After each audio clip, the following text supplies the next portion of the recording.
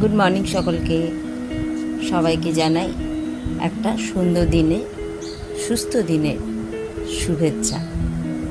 সবাই কেমন আছে? আমি খুব ভালো আছি। সকালে চা আর একটা সুইচ রোল দিয়ে দিনটা শুরু করলাম।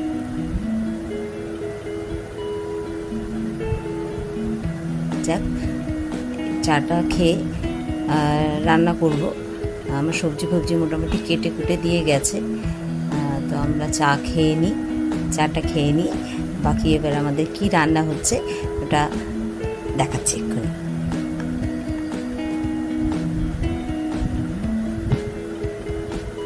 এই যে চিকেনগুলোকে ছোট ছোট টুকরো করে রেখেছি, বনলেস চিকেন।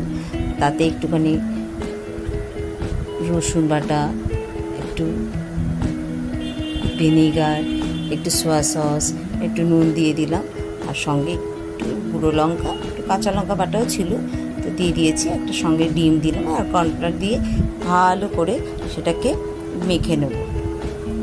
এখন মোটামুটি সব মশলাগুলো দিয়ে দিয়েছি, এবার হচ্ছে ভালো করে মেখে নিচ্ছি।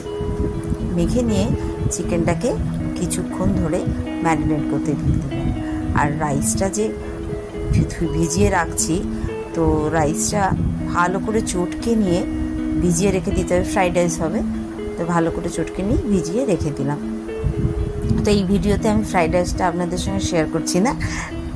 ফ্রাইড রাইসটা দেখতে গেলে আর একটা ভিডিও আমি শেয়ার করব, সেটা কিন্তু পেয়ে যাবেন আমার রাইসটা।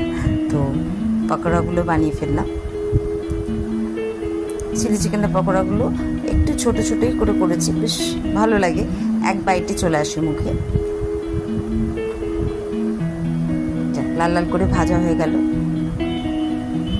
এবার এর মধ্যে একটা দুটো খাওয়া হয়ে গেল, টেস্ট করে দেখলাম না টেস্টি হয়েছে। তো তাতে একটুখানি রসুন কুচি, পেঁয়াজ,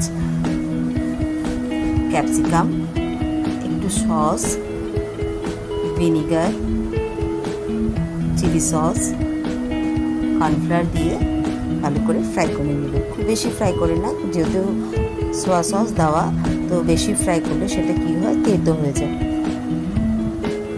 মোটামুটি আমার চিলি চিকেনটা রেডি হয়ে গেল। তো আজকে আমরা চিলি চিকেন দিয়ে ফ্রাইড রাইস দিয়ে লাঞ্চ সারলাম।